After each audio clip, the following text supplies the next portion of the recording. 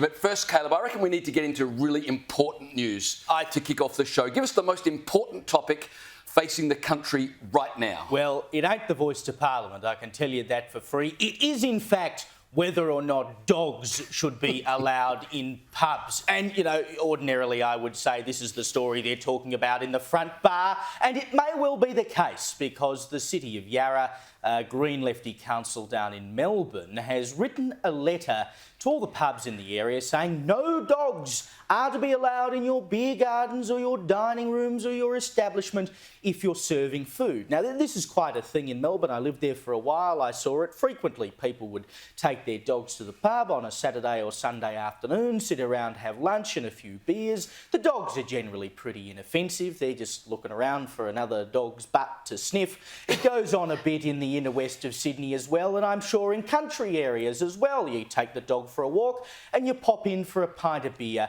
No problem whatsoever, except, of course, if you are the City of Yarra, because they have told all these pubs that it is a contravention of food safety standards to allow animals in areas where food is served. Now, in this letter that was sent to these pubs, it says the reason for this is that animals can carry germs that contaminate food. Excuse me, have you seen some of the people who go into these pubs? I think the dogs are the least of your worries. I believe this is a total dog act from the council to be telling pubs that you cannot allow dogs into your own establishment. Surely it should be the decision of the pub owner to say whether or not you're a dog-friendly pub. If you want to let people bring their dogs into the beer garden, great.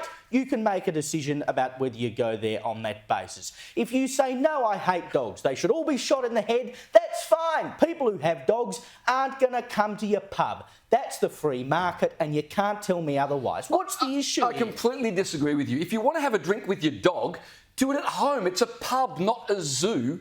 And the fact is, people don't love your dog as much as you love your dog.